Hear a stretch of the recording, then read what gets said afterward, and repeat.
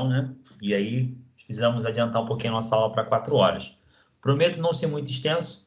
Vamos fazer algumas questões aqui de física, tá? Provavelmente deve ter visto a prova, já deve ter feito. As questões de física, a meu ver, não estavam muito complicadas, estavam tranquilas, né? Quando eu falo a meu ver, não falo como professor, eu falo a nível de 9º ano, tá? E pelo conteúdo também que vocês tiveram com o professor Wagner nas aulas de física também, tá bom? Eu vou estar compartilhando a tela com vocês. Vou dar algumas informações também a respeito da prova, de como marcar um cartão resposta. Também é importante porque a gente fica nervoso e acaba errando, né? E a pessoa, você faz toda uma questão, tem todo aquele trabalho, pô, fala assim, pô, mandei bem, fiz a questão certinho, o cálculo, na hora de marcar, marca errado.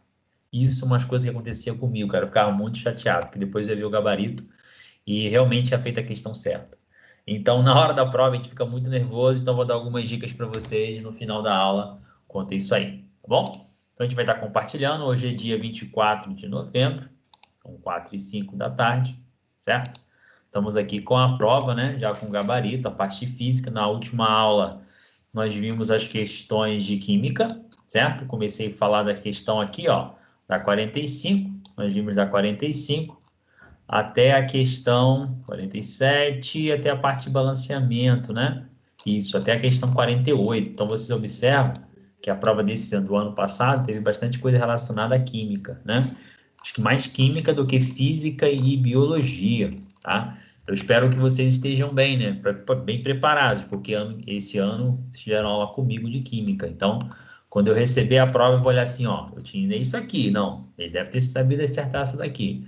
Mas relaxa, vai dar tudo certo, tá, galera? Você que está chegando perto da data, a prova seria nessa quinta-feira agora, né? Foi adiada, então seria depois da manhã. Mas está chegando o dia. Eu sei que a gente fica ansioso, ao mesmo tempo a gente quer que passe logo. Também a gente fica um pouco preocupado, nervoso com essas coisas.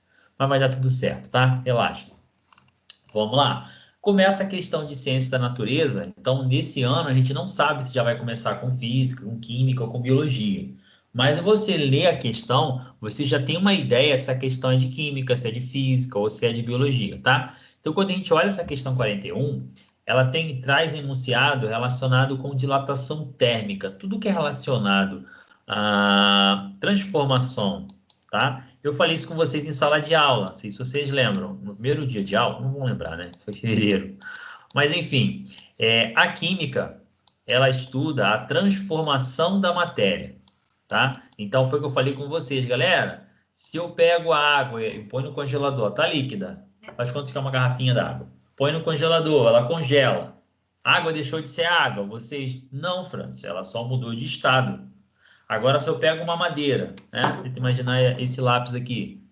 Eu pego essa madeira, é uma madeira, ela é um agregado, ele é um material, beleza. Taquei fogo, ele virou cinza. Tem como essa cinza retornar a ser madeira? É um processo reversível? Não, Francis. A madeira deixou de ser madeira e agora passou a ser cinza. Cinza, pó, não cor, tá? Então aí você começa a analisar que a química ela estuda as transformações da matéria. A física ela está mais envolvida na ideia da matéria em si, tá? E não essa transformação que a matéria sofre, tá? E sim as forças, tudo que envolve a física, você pode pensar em força, expressa cinemática a questão da velocidade, do movimento. Então, são questões que vai envolver um conceito físico e não propriamente químico, tá? Então, ele fala o seguinte, ó, questão 41 diz o seguinte: responsável pelo deleite de alguns e o desgosto de outros, a azeitona é um ingrediente comum na culinária brasileira. Apesar da popularidade, abrir um pote de azeitona ainda é uma tarefa difícil para muitas pessoas, já que para preservar o sabor e a integridade do fruto, as tampas costumam ser bastante apertadas, tá? Aí ele fala, contudo, um aluno com conhecimento básico de física, aí já falou a questão de física para gente, sabe que para facilitar a abertura de um pote, como da figura, né? Feito de vidro e tampa de metal, basta colocar um pouquinho de água quente sobre ele. Por quê? E aí, a gente começa a analisar o seguinte, o pote de azeitona, ele tem dois materiais basicamente, tá? Você tem a parte de vidro e a parte de metal. Então, são materiais diferentes. Então, vamos pensar aqui, ó. Você tem o metal, ele já falou o que ele vai fazer com esse material, beleza? Tem o metal e aqui tem o vidro, beleza. Quando você vai no seu micro-ondas, é um processo de aquecimento diferente, tá, galera? Mas quando você vai no seu micro-ondas e coloca lá, o prato do micro-ondas ele é um vidro, né? Você pode colocar um Marinex, um refratário, algo seja de vidro no micro-ondas, mas você não pode botar algo de metal. Isso aí tem a ver com outras situações que nem é tanto relacionado ao aquecimento em si do material, mas sim relacionado às ondas, tá bom? Mas vamos lá. Quando eu penso nesses dois materiais, suponha que você não viu nada disso em física. Ah, Francisco, eu não estudei nada disso.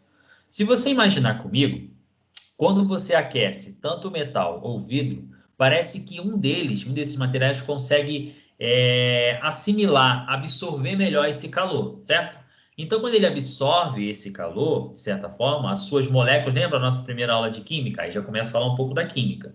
Eu expliquei para vocês que a química ela é uma ciência central, lembra? Que ela se apoia na física e na biologia, ou na física e na matemática, perdão. Então, quando a gente pensa no conceito físico, a gente vai olhar esse material dentro dele. Então, as moléculas lá, os materiais metálicos estão aglutinados. Quando eu começo a aquecer, eles começam a se dilatar. Se eles vão se dilatar, ou se eles vão se aquecer, se movimentar, eles vão começar a se expandir. Então, esse material ele vai se dilatar.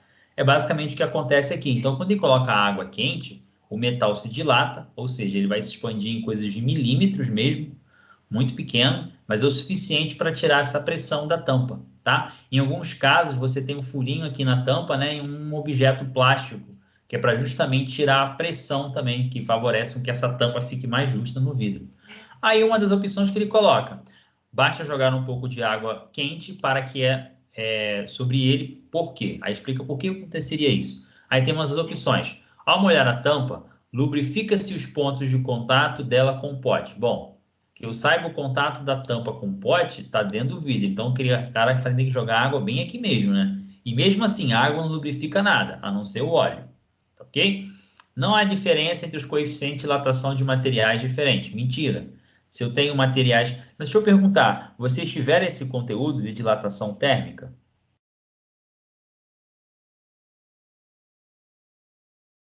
Hein, pessoal? Eu acho que não. Acho que Eu não, não Daniel. lembro. Tá. Tiveram algum comentário? Já se perguntaram alguma vez por que no poste de alta tensão? Apesar que hoje em dia é só aquele de alta tensão mesmo, que você vê lá no morro. Você viu os cabos fazendo assim, uma barriga enorme? Aí vem outro poste aqui. Já se perguntaram que essa barriga ela é calculada? Os caras não gastam fio, a moda vai-se embora, porque é um prejuízo muito grande. Esses cabos, geralmente, eles são levados por helicópteros, de uma torre a outra, tá? Em alguns casos, são pessoas também que levam. Passa um cabo menor e aí vai levando um por um até passar esse maior aqui, de uma torre a outra. Esse cálculo é necessário para saber o tamanho dessa barriga no fio. Por quê? Quando o dia está de sol quente, o que acontece com o metal? Ele dilata. Tudo dilata, pessoal. Se vocês pensarem, o concreto, quando você está olhando, aí mas a dilatação já é espacial e volumétrica. Ele sempre tem uma rachadura nas calçadas, no meio, entre calçadas. Porque quando há a incidência do sol, o concreto ele se dilata. Se não tiver essa abertura para que ele possa crescer, a calçada racha, ou seja, ela levanta uma placa em cima da outra, nesse caso aqui. No caso do fio, é a mesma coisa. Em dias de sol quente, esse fio se dilata, ele fica mais extenso. Em dias de frios, ele vai se contrair. Então, se eu coloco esse fio super esticado, no dia de sol quente, ele vai fazer assim, beleza. Mas se tiver muito frio, ele vai de tal forma, ele vai encolher, que se eu não calcular essa distância aqui, ó, o que acontece com esse fio? Galera, ele derruba essas duas torres. Tá? A pressão é muito grande, se junta. Linha do trem, um ótimo exemplo. Se eu pegar a linha do trem e vocês analisarem, ou em filmes de modo geral, vocês podem ver que entre uma linha ou outra tem um buraco, tem um espaço. Esse espaço é calculado também e é necessário, porque conforme tem a dilatação linear na linha do trem aqui, que é um ferro, ele vai, de certa forma, fazer o trem descarrilhar, se não tiver esse espaço aqui entre a linha do trilho. Então, dilatação térmica, que é um conteúdo de física, é justamente isso. Cada material ele tem um coeficiente de dilatação.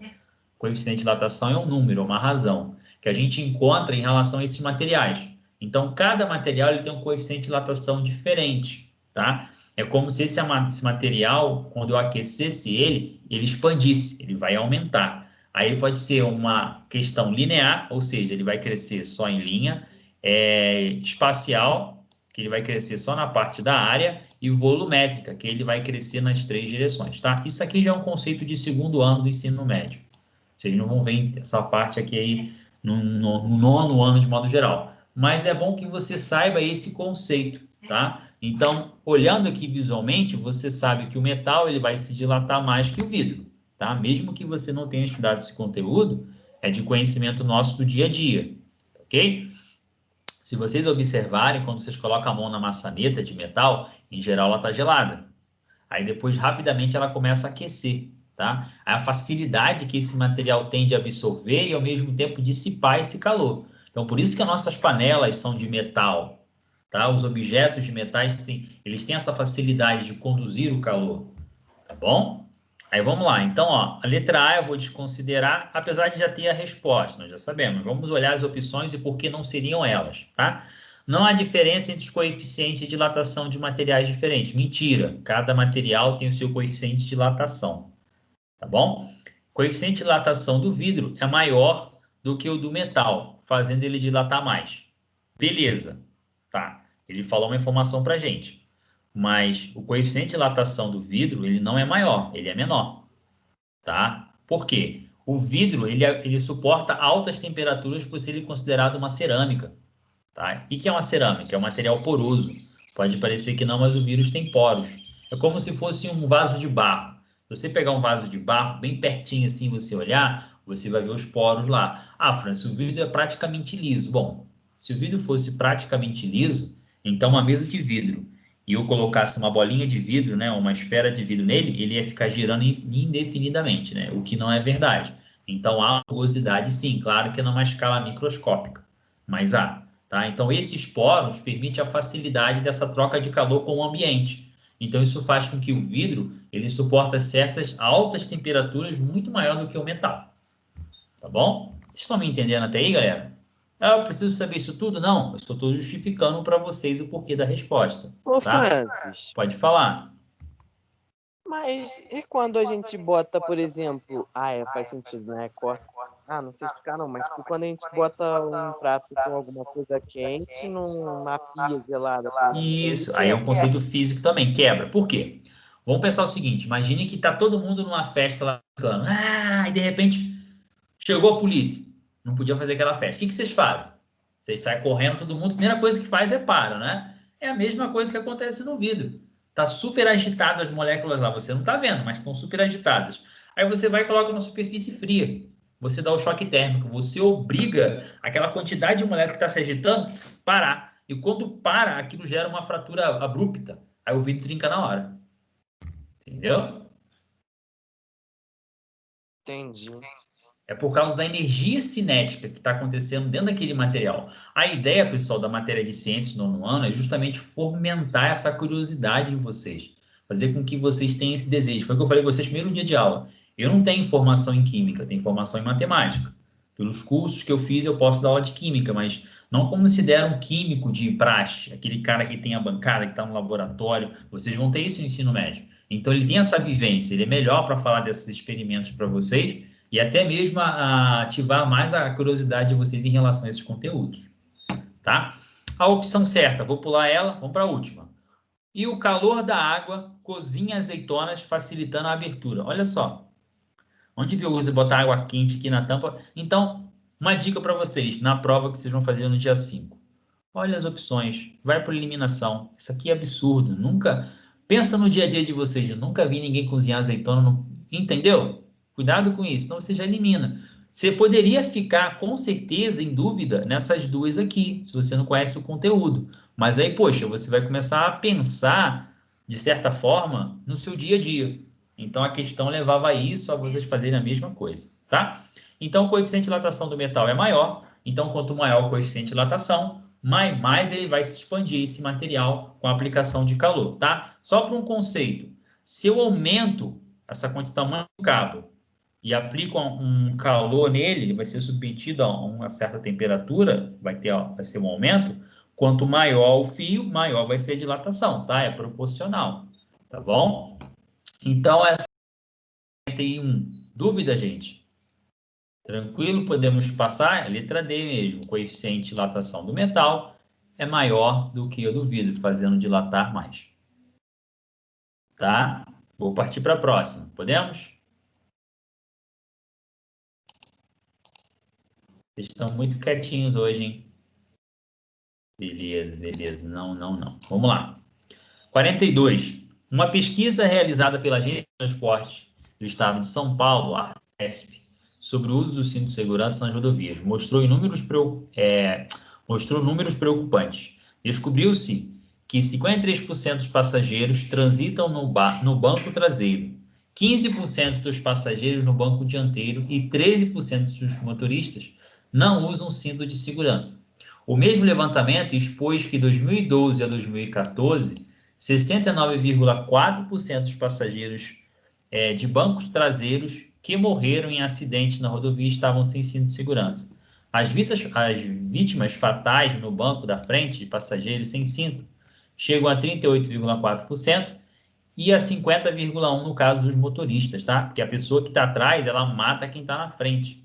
O corpo dela é jogado. Então, por isso que é perigoso. Mesmo que seu pai ou sua mãe, o responsável, coloque o cinto na frente, e mesmo que ele não peça para você usar, usem, tá? Use, é daqui ali, usem, tá? Cinto de segurança é para ser utilizado, senão não teria. Pensa quanto uma empresa gasta para fazer um cinto.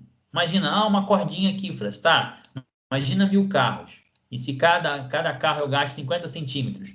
Galera, são quilômetros de cinto que eu estou gastando aqui, sem contar o funcionário para prender o parafuso desse cinto aqui no carro. Então é um custo. Se não fosse necessário, eles não colocariam, né? Porque tem menos custo. Então aqui é uma foto mostrando, né? Um teste de impacto que todo carro hoje em dia tem, e é necessário que tenha esse teste para poder avaliar também a qualidade. Os carros brasileiros até uns anos atrás não tinham airbag, aqui também é um exemplo de um carro bem antigo, também não tem, tá? É uma foto bem antiga, mas é interessante analisar essa situação aqui, tá? Só essa questão aqui eu conseguiria trabalhar com vocês uma revisão de matemática, só que não é o caso de hoje. Suponha que essa pesquisa foi entrevistada, foi uma coleta de dados de 200 mil pessoas. Tenta imaginar. E aí eu quero saber quanto que representa esses 51,1% dos casos motoristas que faleceram. Então, só nessa brincadeira aqui dá para a gente trabalhar essa questão de matemática com porcentagem, percebe? Então, a prova ela pode muito bem trazer uma questão como essa, um assunto como esse. Você pode ver que é uma questão de física, mas nada impede de trabalhar conceitos matemáticos como a porcentagem, que é basicamente o que acontece nessa prova que vocês vão fazer. Então, revisem porcentagem em número com vírgula. Com certeza vai cair, tá?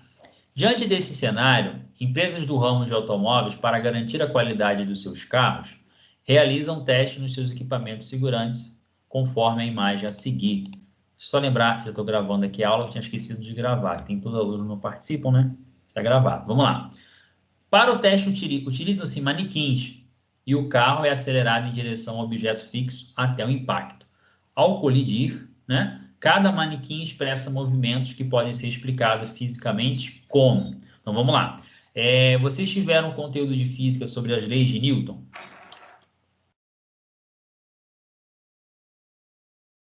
Sim ou não, galera?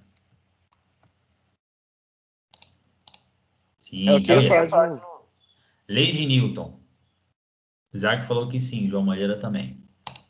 Sim. Beleza? Então, as leis de Newton são 3. 1, 2, 3, tá?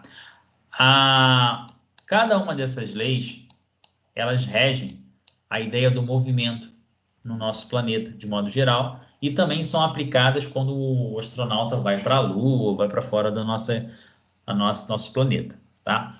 A primeira lei é a lei da inércia, né? Como inércia. Por quê? Tenta imaginar essa caneta. Essa caneta ela vai estar parada até que uma força atue sobre ela, tá? Se nenhuma força atuar sobre ela, ela vai continuar parada. Ou vai continuar em constante movimento, até que uma força atue sobre ela para ela parar. Então, são as duas casos. A primeira lei é da inércia. A segunda lei, ela pode ser expressa por uma fórmula, tá? Então, a primeira é inércia. Eu vou usar aquele espaço lá para mostrar o cálculo para vocês. Inércia, tá? A segunda, posso expressá-la por uma fórmula. A força, né, é igual a massa vezes a aceleração, tá? Quer dizer o seguinte, que tenta imaginar uma seguinte situação. Se eu tenho um Fusca e um caminhão, ou melhor, o carro que vocês gostam hoje, novo, carro novo, vamos montar um Onix, que é um carro popular, todo mundo conhece, Onix, e um caminhão. Se os dois colidirem de frente, ambos estão na mesma velocidade, eles vão se colidir. O que acontece com o Onix? Você fala, Francis, o Onix vai sumir. Olha o tamanho do Onix, olha o tamanho do caminhão, justamente por causa da massa, tá? Quando eu falo que os dois estão na mesma velocidade, eu estou dizendo em relação à aceleração. Na verdade, a aceleração ela é uma variação da velocidade sobre a variação do tempo. O que é isso, Francis? Imagine uma moto. Eu acelerei a moto. Eu estou andando a 60 km por hora. Naqueles curtos espaços de tempo, eu aumento a minha aceleração. O que acontece com a minha velocidade? Ela vai variar, ela vai aumentar. Por isso que a aceleração é a variação da velocidade sobre o tempo. Eu não estou interessado na distância que eu estou percorrendo, e sim como eu estou influenciando a minha velocidade em um dado momento. E a massa? A massa é o peso daquele objeto mesmo. O peso seria a massa vezes a gravidade, mas tudo bem. A massa aqui é o tamanho do Onix e o tamanho do caminhão. Então, força é igual a massa vezes a aceleração. A força de impacto é a massa e aceleração. E a terceira lei, ela é uma consequência da segunda, tá? Como assim? O que faz eu e você, de certa forma, andar, né? Desenhar um bonequinho aqui andando, beleza? O que faz eu e você andar é a terceira lei de Newton. Ah, não, o que faz eu andar é meu pé. Tá bom, enfim. Mas qual é a ideia aqui? O seu pé está empurrando o chão para baixo e o chão está empurrando o seu pé para cima.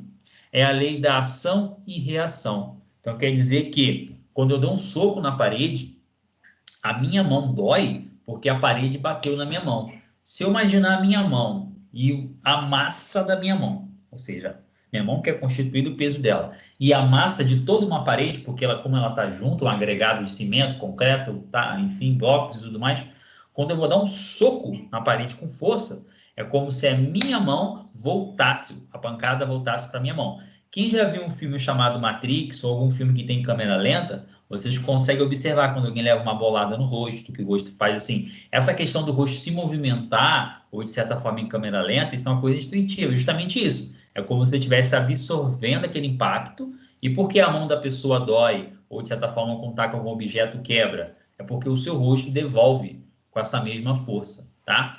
Então essas são as 3 leis de Newton, só para relembrar aqui, tá bom? Porque é basicamente o que está acontecendo aqui. Se algo está em movimento, opa, lei de Newton. Tá bom? Vamos lá. Para o teste, utiliza-se manequins e o carro é acelerado em direção ao objeto fixo até o impacto. Ao colidir, cada manequim expressa movimentos que podem ser explicados fisicamente como. Vamos lá? Aí ele começa a enunciar as leis, tá? Às vezes mudando um pouco a ordem em relação às opções. Vamos pegar a primeira que já está certa aqui, só para a gente entender. O segundo a primeira lei de Newton, o manequim tende a continuar em movimento, podendo ser jogado para fora do carro ou bater a cabeça na ausência do cinto de segurança. Foi aquilo que eu falei com vocês, a primeira lei é da inércia. Ou um objeto tende a estar em movimento ou em parado até que uma força atue sobre ele. O carro está em movimento e algo parou. Só que quem parou não foi o cara em si, foi o carro, parado bruscamente. Só que quem está dentro do carro também, de certa forma, está com aquela mesma velocidade. É um conjunto de fatores. Por isso, quando você vê um filme de ação, o carro está correndo, né? Enfim, o cara vai, abre a porta e se joga do carro, sai rolando pelo chão. É justamente essa ideia. A velocidade que o carro está mostrando no velocímetro é a mesma velocidade que você está no seu corpo.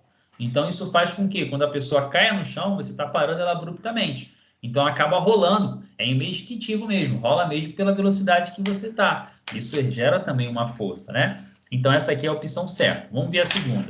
Segundo a primeira lei de Newton, o manequim não realiza nenhum movimento. E sua segurança está garantida devido à ativação do airbag. Aí você vê em relação à foto, nem airbag tem aqui. Mas, quando ele coloca aqui que a primeira lei, o manequim não está realizando nenhum movimento, isso é mentira, galera. Lembra o seguinte, se o manequim está dentro do carro, ele faz parte daquele movimento, tá? Por isso que é natural, se você está num caminhão, Vamos imaginar um exemplo aqui, um caminhão caçamba, tá? Suponha que você está nesse caminhão aqui, beleza, e você está aqui em pé, e você joga uma pedra para cima. Você está aqui, jogou uma pedrinha para cima. Beleza, a pedrinha está aqui. Quem está de fora, olha que coisa interessante, não vai ver essa pedra fazendo isso não, ó. Movimento reto não. É como se o caminhão está se deslocando. Ela vai ver essa pedra fazendo movimento assim, ó, como se estivesse para trás de você, tá? Mesma coisa se estiver dentro de um ônibus, quando você joga algo para cima. Por quê? Esse objeto, ele está em velocidade em relação ao solo. Aqui está o solo. E o solo tem uma pessoa para o lado de fora que é o observador. O observador é a pessoa que está olhando essa situação acontecer. Então, em relação ao observador, que é um objeto fixo, essa pedra está em movimento. Você está em movimento. Então, a ideia desse teste aqui do crash test, né, do carro bater em um objeto, o objeto que fora ele está fixo, está parado. O carro vem em velocidade. Quem está dentro do carro também está em movimento.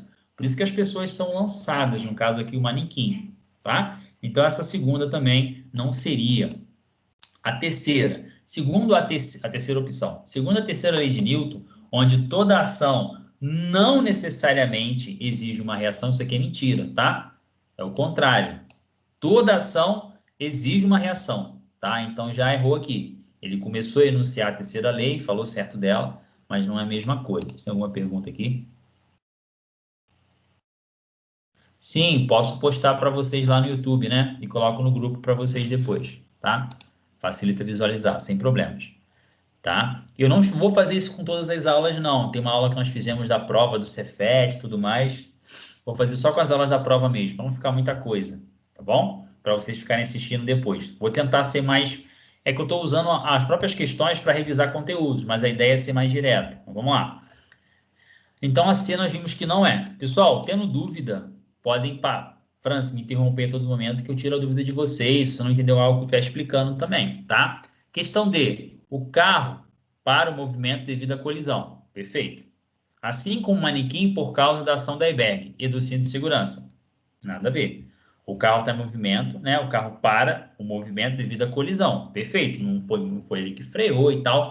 O carro chocou. Até aí, beleza. Aí ele começa a influir o seguinte, inserir o seguinte. Assim como o manequim por causa da ação do airbag, tá? E do cinto de segurança. O que faz o manequim parar é justamente o que tiver na frente dele ali, tá? Então, essa letra D poderia te levar a ficar confuso. Eu aceitaria o aluno marcar a letra D, tá? Mas, se a gente for comparar em relação à figura, ele está bem colocado aqui, ó. Para o teste, utilizam-se manequins e o carro é acelerado em direção ao objeto fixo, até o impacto. Ao colidir, cada manequim expressa movimentos que podem ser explicados fisicamente como. Então, ele quer que você complemente essa parte da pergunta. Então, sempre é bom você ler a opção e retomar a pergunta novamente.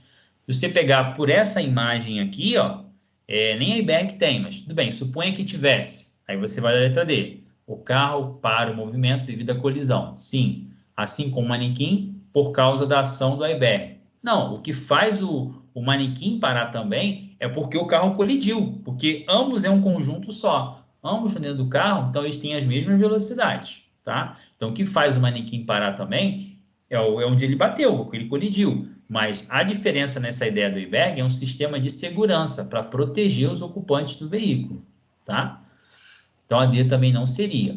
A letra E. Segundo a primeira lei de Newton, o manequim tende-se a se mover lentamente, não representando perigo. Pessoal, nada a ver isso. O manequim ele vai se mover conforme a velocidade do carro. Se vai ser lentamente, é porque o carro está em movimento devagar, mas isso não tem nada a ver com a ideia em questão aqui, tá? Como ele coloca para a gente, ó, até o impacto. Ele explica para a gente até que momento, tá?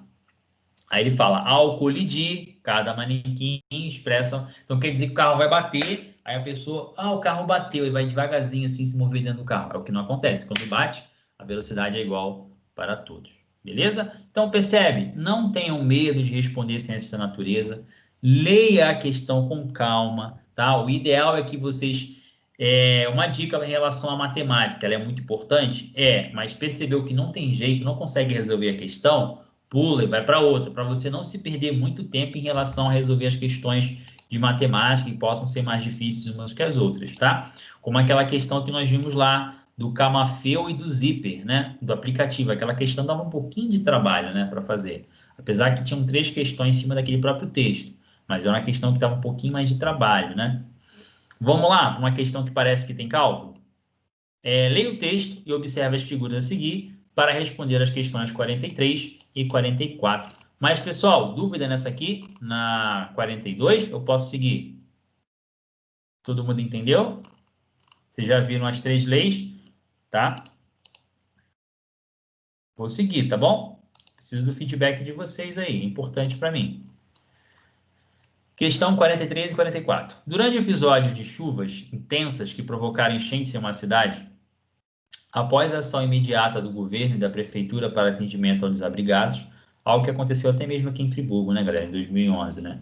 Helicópteros foram enviados às comunidades isoladas para entrega de mantimentos. O helicóptero da figura com a tripulação inserida, tá? A tripulação são as pessoas que estão dentro do helicóptero. Tem uma massa de valor numérico de 1.500, tá? Então ele falou do helicóptero aqui pra gente, 1.500, ok? 1.500 quilos, é importante entender isso. E carrega uma bolsa de mantimento de massa, sendo M, a massa no caso aqui, ó, tá? É o mesmo objeto que está aqui, só para a gente entender. M igual a 2 toneladas, tá? 2 toneladas, tá ok? Observe o seguinte, as unidades, é muito importante vocês entenderem cada uma delas, tá? Então, o que eu tenho aqui? 2 toneladas. Quanto que é uma tonelada? Ele ainda falou pra gente, ó, uma tonelada são 1.000 quilos. Então, quer dizer que a bolsa ela tem quantos quilos? 2.000 quilos. Beleza, galera? Vamos lá. E o que ele quer saber da gente mais aqui? Essa foi o texto para responder 43 e 44. 43. Considerando que o helicóptero chegou à comunidade a ser atendida, parando, se mantendo-se em sustentação, em repouso, sobre o ponto no qual deverá descer os itens, tá? Podemos considerar que a força que suporta a bolsa de mantimento no momento indicado, aí ele coloca o seguinte, ó, ele está falando, como dessa dúvida, você vai ler novamente lá, qual é a ideia? Você tem aqui o objeto, você tem aqui, deixa eu desenhar um pouquinho mais acima, para parecer que está tocando o solo, tá? E aqui você tem a ideia do helicóptero aqui, é perfeito, tá, galera? Um helicóptero aqui. Beleza. Qual é a ideia que ele colocou para a gente aqui? Vamos lá. Considerando que o helicóptero chegou à comunidade a ser atendida, parando. Ele não fala que pousou. Se mantendo em sustentação, em repouso, tá? Se está em repouso é porque ele está parado. Sobre o ponto no qual deverá descer os itens. Então, ele é como se eu estivesse voando e está em pé aqui. Aqui tem um cabo, uma corda que está sustentando aqui, né, no helicóptero. Podemos considerar a força que suporta a bolsa de mantimento no momento indicado. Então, o que acontece com a bolsa? Ele quer saber a força-peso, galera. O que é força-peso, Francis? A força-peso é a massa vezes a gravidade, tá? A gravidade, ela é 9,8 e mais alguns números aqui, metros por segundo ao quadrado. Por que essa unidade, Francis? Porque é uma aceleração, tá? Só que em alguns momentos, em alguns livros, somente no 9º ano, ela, de certa forma, considera como 10, tá? É uma aproximação para facilitar os cálculos. Claro que no ensino superior ou matéria de ensino médio, esse 0,2 dá uma diferença enorme. Então, quando eu falo força-peso, quando você sobe na balança, você não está medindo a sua massa, você está medindo o seu peso, porque nós estamos inseridos pela força da gravidade, que aí vamos adotar 10. Então, observe o seguinte, a força exercida aqui, eu não vou fazer um diagrama de força, porque isso é matéria de ensino médio, mas tenta imaginar o seguinte, você tem a força tração, né? Que esse fio aqui está estendido. Aqui é a massa, o objeto com alimento. Então, tem uma força jogando esse objeto para baixo e uma força para cima, que é justamente tracionando, ó. Tá puxando para baixo e mais a força para baixo, mais o cabo puxando para cima, beleza? Aí ele perguntou para a gente o seguinte, sobre o ponto no qual deverá descer o item, podemos considerar que há força. Então, se ele quer força, essa força é medida em newtons, tá? Newtons é massa vezes aceleração. A aceleração aqui, nesse caso, é a aceleração da gravidade, tá? Então, é uma aceleração. Então, força é massa vezes aceleração, que é quem aqui, ó? Nossa segunda lei. Só que a nossa aceleração, nesse caso, não é de um carro. É toda a aceleração que tem em todo mundo que está aqui. Por isso que na Lua, quando o astronauta está andando lá e dá uns pulinhos, né? Porque a gravidade lá é diferente daqui. A menor é essa força. Então, a pessoa é como se ela flutuasse, né? Então, vamos lá. Ele quer saber a força-peso. Então, o peso dessa ideia aqui, eu tenho quem? Que é 2.000 quilos, beleza? 2.000 quilos vezes... Opa, esse vezes aqui ficou meio esquisito. Vezes 10, tá? Então, vamos ter quem? 20.000. Essa era uma questão mais complicada, porque tem muita pegadinha. Mas, assim, vamos pensar que eles ajudaram. Como assim eles ajudaram, Francis?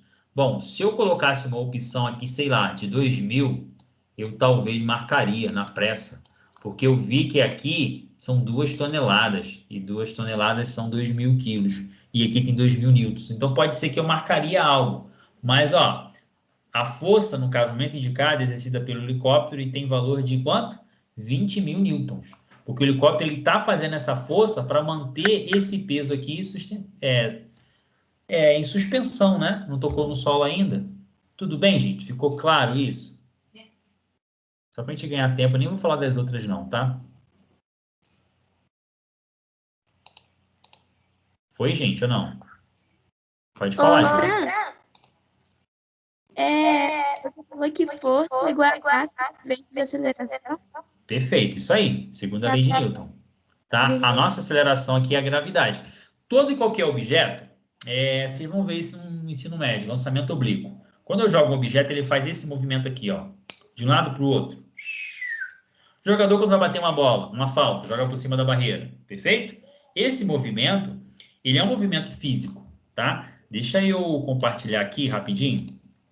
O Teams, ele tem uma ferramenta muito interessante, que é um quadro branco, né? Em que todos podem compartilhar, podem escrever também, só que eu não vou habilitar para vocês escreverem, tá? Senão vocês vão ficar muito empolgados aí, né? E todo mundo vai ficar escrevendo junto comigo, aí não vai dar certo. Mas qual é a ideia? Bom, vamos pensar no plano cartesiano aqui, só para a gente poder ter uma noção, tá? E eu faço o seguinte, o jogador está aqui, ele vai chutar uma bola, ele vai passar por cima da barreira, e essa bola vai fazer esse desenho e vai parar aqui, uma parábola. Parábola vocês já viram, beleza? Tem um ponto em que a bola para de subir, ó. Observa o seguinte comigo, a bola está se movimentando. Para mim não tá aparecendo. Não está aparecendo para vocês, não? Não, Para mim, é preta. Não está aparecendo? E agora? Vê. Esquisito. Espera aí. Deixa eu voltar aqui. Pra mim tava, Francis. Pra mim tava aparecendo. Tava aparecendo pro Davi, né? Bom, eu vou colocar para todos futucarem, mas não mexam, tá, galera? Só para não... Ver se agora tá aparecendo aí. Tá, Davi? Não, tá preto. Tá preto. Tá pra mim preto? Então, também não tá. Pra mim Pra mim tá. também não. Pra mim beleza. tá funcionando. Estranho. Beleza, deixa quieto então. Vamos fazer aqui. Deixa eu pegar o nosso Paint aqui. Vamos lá. O velho Paint. Não tem problema. Vamos lá. Qual é a ideia que eu estava fazendo com vocês? Deixa eu aumentar aqui a espessura da linha. Imagine o seguinte comigo, porque lá parece que as coisas ficam mais retinhas, né? Tem um plano cartesiano, aí o cara vai lá e vai jogar uma expressão, uma linha. Ó. Beleza. E aí, eu tenho uma bola, certo? O que essa bola faz? Ó, ela tá aqui, o cara chutou essa bola.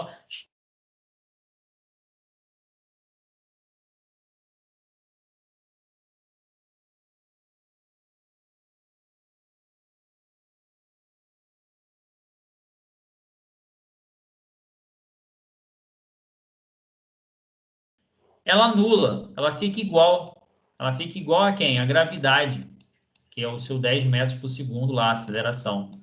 Quando ela fica igual, vai fazer S ao quadrado, enfim. Fica igual aqui a gravidade. Aí ela é como se ela parasse no ar, e igual os desenhos seria, a pessoa sobe, aí para, depois cai. Quando ela desce, ela estava contrária à força da gravidade. A força da gravidade está aqui jogando esse cara para baixo. Por isso que a bola não sobe infinitamente. Ela sobe até um momento e depois para. Depois dessa força, ela continua atuando em todo o movimento dessa bola, até que ela vai até o solo. Quando ela chega no solo, ela está em repouso. Primeira lei de Newton. Tudo bem? Beleza. Mas o que acontece? Nesse momento aqui, ó, é o ponto máximo, é a altura máxima que essa bola atinge. No nosso problema lá do helicóptero, você tem a caixa, tá? E essa caixa ela está sendo segurada por um cabo. A força que está exercida nesse cabo e na caixa é a mesma. É como se fosse um conjunto de fatores, tá? E aqui está o helicóptero. Então, se o helicóptero parou no ar e a caixa também não tocou o solo, muito provavelmente ele está fazendo essa força aqui. Que força é essa? Bom, isso aqui pesa 2.000 quilos. 2.000 quilos, tá? Mas tem a força da gravidade que está empurrando esse cara para baixo. Ou seja, ele fica mais pesado. Então, quer dizer que qual é a gravidade? É 10. Se eu sei que força é igual a massa vezes aceleração, se eu tenho a massa e tenho a aceleração da gravidade, se esse A é trocado por G, aí eu tenho a força-peso, que é massa vezes G. É a mesma fórmula, tá? Só que muda a ideia da gravidade. Então, a força aqui passa a ser peso. Aí eu tenho 20.000 newtons. Tudo bem, galera? Foi compreensivo? Foi? Estou dando spoiler aqui, ó. Vou mostrar para vocês. Beleza, vamos ver a 44, então? Ainda analisando o instante em que o helicóptero está em repouso sobre a posição na qual será descarregada a bolsa de mantimentos, a força de sustentação do helicóptero para permanecer em repouso, aí, galera, vai ser um somatório de forças. Aí eu quero que vocês pensem no helicóptero não no helicóptero em si, mas sim no motor que movimenta esse helicóptero. Então, o que acontece com o helicóptero? Vamos tentar aqui explicar a grosso modo. Eu não sei se eu sou capaz de explicar não, tá? Mas vamos ver. Aqui eu não sou professor de física também. Estou emprestado, estou tentando ajudar vocês. Vamos lá. Aqui está o helicóptero, beleza? Você entende que o helicóptero ele joga uma força, um vento para baixo, de tal forma que faz com que ele suba, ele não fica no chão? Esse vento está como se fosse uma turbina jogando vento para baixo. E aí ele sobe. Ação e reação. Estou empurrando uma força para baixo e o chão está me empurrando para cima. Por isso que quando não tem gravidade, não tem essa força, a pessoa fica flutuando, tá? E é muito importante que tenha essa força. Já pararam para imaginar como é que eles fazem lá na NASA, ou quando o cara tá lá no espaço para ir ao banheiro, para defecar? As fezes não caem. Já pararam para pensar nisso? Que você vai urinar, a sua urina não cai também no vaso? Então tem todo um processo que nós vivemos no nosso dia a dia, a gente não se dá conta que a gravidade influencia. Tudo bem? Então imagine o seguinte, esse helicóptero, ele está com um objeto de 2.000 quilos, tá? Ele fala para a gente no enunciado, cuidado com isso, é bom vocês olharem o enunciado. Que aqui, ó, eu circulei, ó, o helicóptero da figura com a tripulação inserida tem uma massa de valor igual a quanto? 1.500 quilos. Então, o helicóptero aqui, mais as pessoas aqui dentro, tudo isso aqui pesa 1.500. Esse aqui pesa 2.000. Ok? Aí a pergunta que ele vai fazer para a gente. Ainda analisando o instante que o helicóptero está em repouso, tá? O que é estar em repouso, galera? Cuidado com isso. Estar em repouso é você estar em constante movimento até que uma força atue por você, ou você está parado até que uma força atue sobre isso. No caso do helicóptero, quando eu falo que está em repouso, não é que ele pausou no chão, ele está em repouso, ele parou, ele está em movimento, ele só não está se movimentando, ele está parado no ar, então ele está em repouso. Sobre a posição na qual será descarregada a bolsa de mantimentos. Então ele está parado lá, parou. Aqui, ó, vamos simular. Ele está lá assim, ó. Parou aqui. Eu quero aterrissar essa bolsa aqui. Ele está mantendo uma força para fazer esse objeto estar aqui, ó. Está estendido, estou com cabo aqui, estou com peso, o helicóptero na minha mão. Ele está girando. Beleza. O que faz ele se movimentar é justamente o motor aqui, que está forçando, jogando o vento para baixo, fazendo ele ficar parado em repouso. Beleza? A hélice de trás é para justamente dar a direção desse helicóptero, mas ele está aqui em repouso, parado. Aí ele fala o seguinte: a força de sustentação do helicóptero, no helicóptero. Então o helicóptero, ele tá, se não tivesse a bolsa, o helicóptero está carregando 1.500 quilos, que é o peso dele mais a tripulação. Se eu vou lá e coloco a bolsa de mantimento, mais 2.000 quilos. Deu para entender a ideia aí da questão? Então, nessa brincadeira aqui, ó, essa é uma questão que daria um pouquinho de trabalho, tá? 1.500. Então, nós sabemos que, no geral, quando eu for calcular a força-peso, a gravidade, pessoal, está atuando em todos. Massa vezes aceleração. Então, a minha massa aqui vai ser a massa... Pensa no motor agora que está fazendo essa força. Para sustentar essa força-peso. Ele está pegando o helicóptero com as pessoas dentro e mais essa bolsa de mantimento. Então, vai ser o somatório de massa. Então, eu vou ter a massa do helicóptero, que eu vou chamar de H, e vai ter a massa da bolsa de mantimento, que eu vou chamar de B. Então, vai ser o somatório dessas massas vezes a gravidade. E aí eu vou encontrar quanto? Se eu somar 1.500 com 2.000, eu tenho 3.500. Opa, vírgula é o cada calculadora, é o costume. 3.500 vezes 10, 35.000 newtons. Percebe, galera? Leis de Newton, vocês vão usar basicamente para cálculo a segunda lei. Só que o conceito da primeira e da terceira lei são fundamentais na hora de fazer o cálculo. Por isso que a lei é tríplice. Elas são 3 situações. Você tem que levar isso em consideração. E quando o Newton pensou nisso, eles ficam até brincando, aí o professor de física pode explicar melhor a ideia da maçã quando caiu na cabeça dele, tem um desenho de falar sobre isso. Quer dizer que a maçã bateu na minha cabeça. Por quê? O que se pensava antes, Francis? Bom, isso é uma pedra? Tá. A pedra está no chão porque ela é feita do chão. Ah, o pássaro está no ar, que legal, está voando, porque ele foi feito para ficar no ar. Entendeu? Então, os filósofos daquela época, eles eram matemáticos, também pensavam sobre essas coisas. E aí foram regendo essas leis aí. Tudo bem? Eu me lembro do primeiro dia de aula, eu expliquei para vocês o que era lei e tudo mais. Fala. Agora eu entendi, não te entendi direito. Aí você foi explicando, eu entendi. Eu tipo, esperei, aí se eu não entendesse, eu ia perguntar. Mas, tipo assim, agora eu entendi que eu não tinha percebido que a gravidade era, tipo, era só pegar a massa e fazer vezes 10. Mas já que a gravidade era maior, você tinha que descobrir a gravidade, entendeu? Não, a Sabe? gravidade é um valor padrão. É 9,8, mas em alguns livros, uma questão, ele vai adotar como 10. Também não é 9,8 redondo, não. Vocês vão ver isso depois. Tá?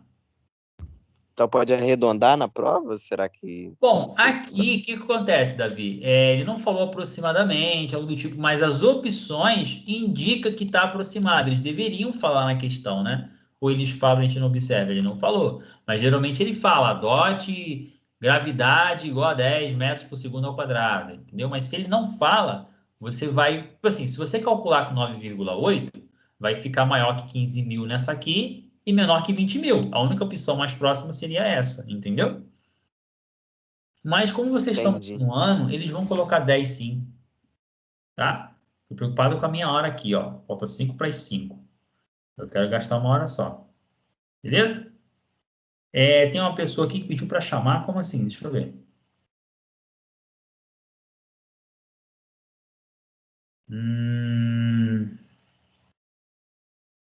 Deixa eu ver aqui.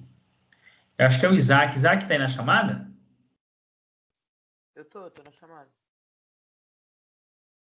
Ah, não. Quem perguntou? Acho que foi isso mesmo, Já que foi. Beleza, vamos lá. O Breno tá aí, galera. O Breno pediu para poder chamar ele para entrar na turma, mas não sei se o Breno tá. Mas, de qualquer forma, a aula tá gravada, tá? Desculpa a minha intermissão aí. E, pessoal, acabou. Ele tá. Tá? Show. Eu acabei de ver aqui tipo assim, aparece na reunião, aí eu vi o nome dele. Beleza. Galera, acabou a física. Vamos tentar fazer uma coisa de biologia? Vamos tentar? E eu não sou muito bom em biologia, não, mas vamos tentar lá ver alguma coisa de biologia, tá? Pra gente gastar o tempinho aqui. Tem 8 minutos, para que eu consiga explicar para vocês. Eu falei que ia falar do cartão resposta, né? Vamos lá, depois eu falo disso aí. Galera, o que acontece? Esse cartão resposta aqui, eu peguei na internet, tá? É só um simulado que uma editora faz para os alunos, enfim. No de vocês, deve vir com o nome de vocês. Eu não sei como é que foi ano passado, esqueci de perguntar também aos alunos do primeiro ano. Mas sempre que vier um cartão resposta, cuidado, galera, na hora de preencher o cartão resposta, tá? Não pode ter rasura, faça com calma. Uma dica, quando você chega na sala um pouco mais cedo, se você tiver que assinar ou preencher alguma coisa, preencha nessa hora, que aqui é para você ler as instruções que está no cartão, como é feito. Então, eles pedem para você chegar 1 hora antes, mas você não precisa chegar exatamente na hora da prova também. Chega um pouco antes, para você sentar, se acomodar, procurar uma cadeira legal. Tem concursos que o seu nome já vem na cadeira, você não pode nem escolher. Como assim um lugar legal, Francis? Bom, eu sinto muito frio, vou ficar debaixo do ar-condicionado? Ah, o ar-condicionado faz muito barulho. Não, eu gosto de ficar na janela. Eu gosto de ter um lugar, entendeu? Uma mesa que você sinta-se confortável. Então, quando as pessoas vão um pouco mais cedo, é visando isso também. Claro, você fica lá mais tempo parado, sem celular, sem nada, esperando. Isso também trabalha a questão do nervosismo, tá? Mas é só uma dica para vocês. Eu, geralmente, costumo chegar de meia a 20 minutos antes. Meia hora, 20 minutos antes da prova começar, para justamente escolher lugar, me sentar, me acomodar, colocar minhas coisas, analisar o ambiente, beleza? E eu faço isso. Mas vamos lá. Aqui seria instituição de ensino. Vocês não devem ter isso lá para preencher, não. Suponho que eu tenho que preencher meu nome. Eu vou colocar assim, galera. Ó, eu sei que vocês estão acostumados. Vou escrever Francis, tá? Que é o meu nome. Escrevendo de mouse, né? Mas é igual a minha letra mesmo. É feia pra caramba. O espaço é um quadradinho branco. Suponha que meu nome seja imenso. Você vai contar antes os quadradinhos para saber se cabe o seu nome. Você sabe o seu nome. Então, Francis de... Suponha que não cabe o Souza aqui. Tem que colocar Borges. Dá um espaço. Põe o S. Se quiser colocar um ponto, coloca. Se não quiser, não precisa. Meu nome é Francis de Souza Borges. Vou dar um espaço e vou colocar o último nome. Pessoal, o último nome não se abrevia. Só o nome do meio. Tá, galera? Deixa eu pegar um aqui só para mim ter uma ideia, que eu tenho intimidade aqui. Deixa eu pegar aqui. Vou pegar o Davi aqui, o nome dele. Davi Guimarães Cavalier. Se eu for escrever Davi, eu vou botar Davi G. Cavalier. Tá? Não vou abreviar o Cavalier, tá? Escrevi meu nome lá. Vou olhar o cartão. Veja se as informações do cartão estão... Aqui no caso a prova tinha cor, rosa, amarelo. Então, vou marcar lá quando eu receber a prova e quando tiver a orientação da pessoa que está aplicando a prova. Uma outra coisa, o seu cartão resposta não é lido por pessoa, é uma máquina. Então, você não vai fazer um xizinho assim, já era, você não marcou a questão. Se você tiver tempo, no finalzinho, você vai ficar só preenchendo o cartão, você pinta tudo. Se não, se você pintar assim mais ou menos, ó, já vai dar para ver, tá? Mas a ideia é que você pinte com calma, só não faça isso. E nem borre do lado, tá? O que eu aconselho vocês? Fez a questão na prova? Vai no cantinho de lápis, marca aqui. Ou marca só na prova, se for o caso, tá? Eu não sei se pode usar lápis no livro edital, mas eu acho que não. Então, na prova de vocês lá, por exemplo, a gente viu que a questão 42 é a letra A. Então, você sabe que a 42 é A, no seu entendimento, que você fez lá. Aí, eu vou lá na 42 e vou dar um piquezinho. No caso, eu faço isso não atrapalha. Bem pequenininho mesmo. 42, faço um risquinho assim, de leve, né? Beleza. Mas era A, não era B, né? Marquei aqui A. Quando eu voltar para preencher o cartão, e isso é necessário, quando faltar uns 20 minutos, galera, a meia hora, 20 minutos, você para tudo que você está fazendo. Para e vai marcar o que você já viu que está certo. Então, você vai lá e pinta com calma. Porque a questão ganha. Você já fez ela. Você vai pintar isso. Por que eu estou falando isso com vocês? Ano passado, tivemos muitos erros em cartão resposta. Cuidado na hora de marcar. Suponha que a 42 é A 43 também é A. E a 44 era B. Tem aluno que faz isso. Ó, ele vem marcando A e marca A de novo. Você fala, ih, caraca, errei. Já era, já perdeu a questão. Nem marcar outra bolinha. Porque se tiver duas bolinhas marcadas, eles vão anular a questão. Só pode uma bolinha por carreira. Tá? Então, se você errar, perdeu a questão. Esquece. Deixa marcado lá. Evite rasura. Ô, Francis, Oi. e se for o tipo de pessoa que bota um X? No caso, o X não conta, né? Aí, tipo assim, ela botou nessa 44 aí A, sem querer. Ela botou um X ao invés de uma bolinha. Aí ela marcar a B com a bolinha, lembrar que é pra botar uma bolinha, marcar a B dá certo? Cara, talvez dê a máquina que vai ler, mas ela pode computar como sendo duas opções marcadas. Quando eu falei que faço um piquezinho assim pequenininho, ó, é porque é muito pequeno mesmo, é como se fosse em cima da linha. Só para quando eu voltar no final e não precisar ficar folheando a prova, entendeu? Para não ter que ficar folheando a prova e mudando a opção, eu já vou respondendo e marcando de leve no caderno. Eu aconselho, como não é uma prova do Enem que é muito apertado, pouco tempo, vocês vão ter tempo para isso, a meu ver, deixa para marcar no final. Deu 20 minutos? para tudo que está fazendo, olha o cartão e vai passando lá, número 1, letra A. Aí você vai lá e vai ficar pintando, um por um, tá? Vai pintando. Não precisa pintar muito bonitinho, não. Vai lá e risca. Mas você acha uma boa? Ô, Fran, você acha uma boa? Tipo assim, marquei lá na prova. Pum, marquei C. Aí eu vou lá no cartão resposta, marco C, aí volto, passo outra, aí marco. O problema é que você, por exemplo, acontece muito isso em português. Acontecia muito isso comigo, tá? Experiência própria. Você lê a questão de cima e a questão de cima você marcou C, beleza. Mas aí você lê a de baixo e tem uma informação que dá a entender que é o que você marcou errado aqui em cima. Aí você fica, putz, eu não queria marcar essa, acho que era essa aqui que era certa. Aí tu já marcou no cartão. Agora, se eu vou lá no cartão, dou aquele piquezinho de leve, não vai influenciar nada eu marcar aqui. Entendeu? Se puder usar lápis, melhor ainda. Você risca de lápis, depois você passa a borracha. Mas acho que não pode usar lápis, não. Tá? Mas cuidado com o cartão, galera. Cuidado, realmente. Assim, não deixe tudo para o final. Deixe um tempo reservado para a pessoa falar, ó, falta 20 minutos, falta meia hora. Para onde você estiver. Já fazendo um cálculo? Para o cálculo que você está fazendo. Vai marcar o cartão resposta. Ah, Francis, mas tem as opções que eu não fiz. Nem a 22, nem a 25. Beleza, deixa em branco. Faltando um minuto, aí você vai chutar, aí não tem jeito. Você leu a questão lá, você vai olhar, se não dá tempo de olhar, não deu, você vai chutar. Não deixe em branco também, não tem por que deixar em branco, né? Você pode marcar uma bolinha mesmo não sabendo qual é a questão, qual é a certa. Mas não vai rasurar. Não, vai que você marcar duas bolinhas. acerta. Entendeu? Vai que acerta na cagada, né? Não? É, acontece. Beleza, então, pessoal, eu queria comentar isso. Eu acho que a prova de biologia eu não vou me arriscar, não. Porque biologia acho que são só 2 questões, não é?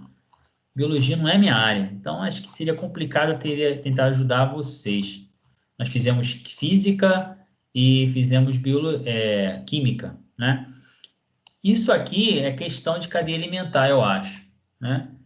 Poderia até tentar alguma coisa. Só são 2 questões só? Não, tem 3, 4, 5, 6 questões de biologia? Não, são 2 só. Essa daí é de História e Geografia. Ah, tá. Obrigado, tá? Eu tô passando direto aqui igual um desesperado, tô estranhando. Obrigado, tá, gente? Mas é isso aí mesmo. Ah, passou aqui, ó, Ciências Humanas. Obrigado. Então, realmente que a pessoa está olhando a prova.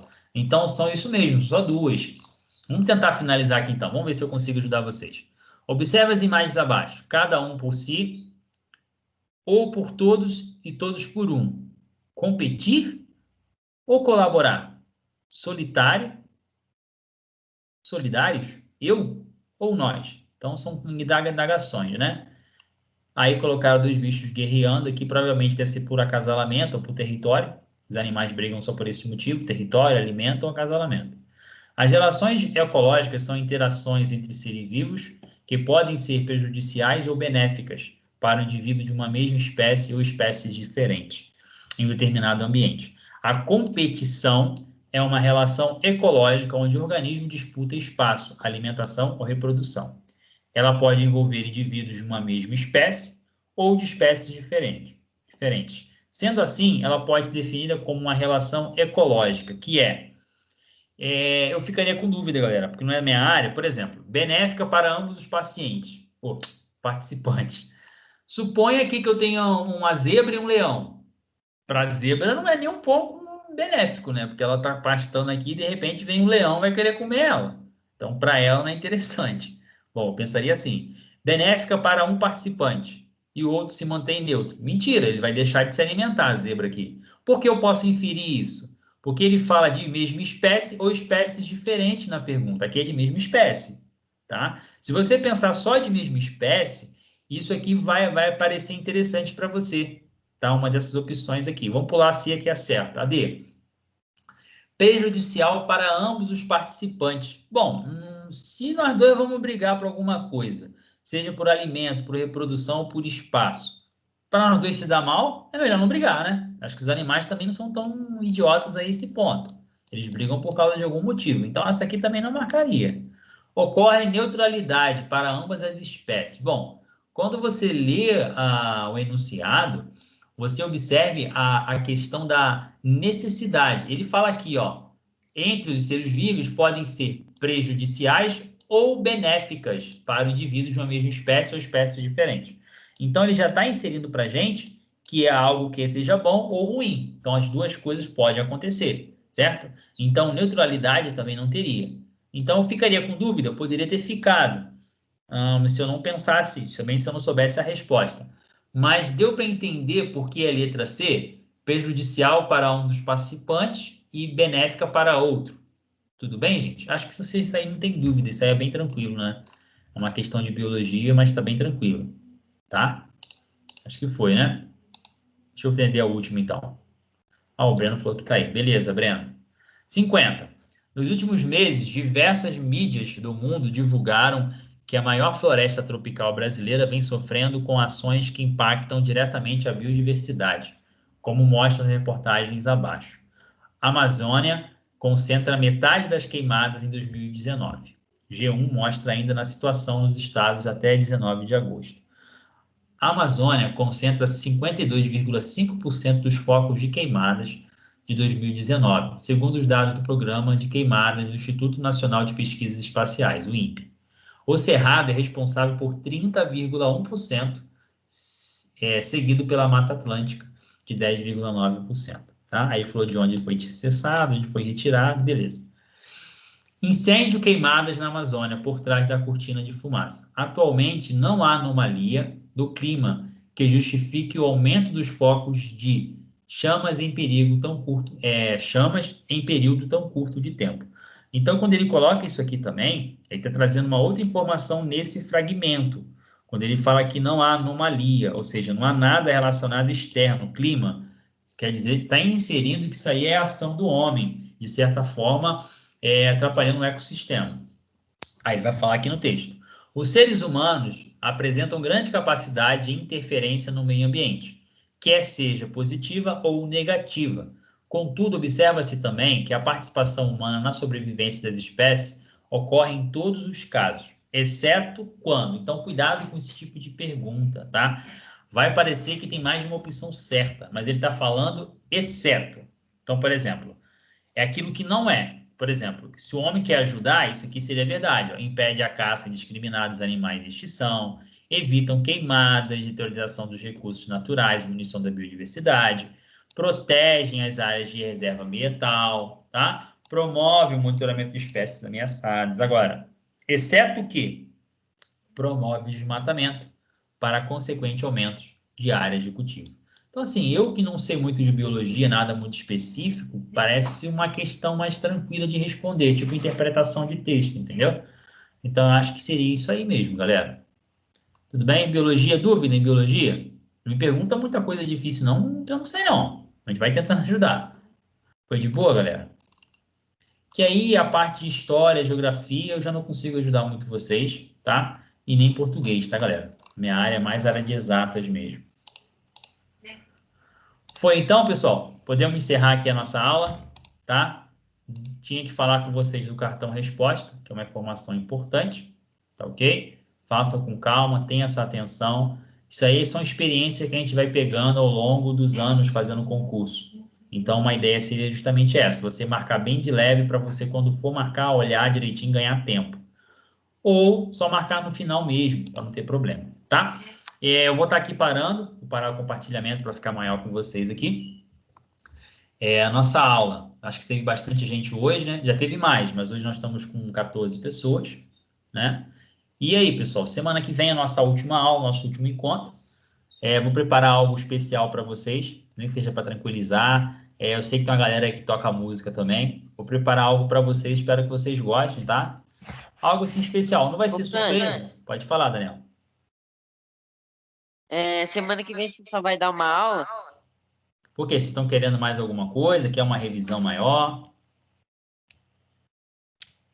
Não, só vai perguntar, porque podia tipo, fazer meio que uma aula na sexta, né? Porque como a prova vai ser no sábado. Eu posso tentar. Mas aí é porque eu já trabalho em outros lugares, né, à tarde, né?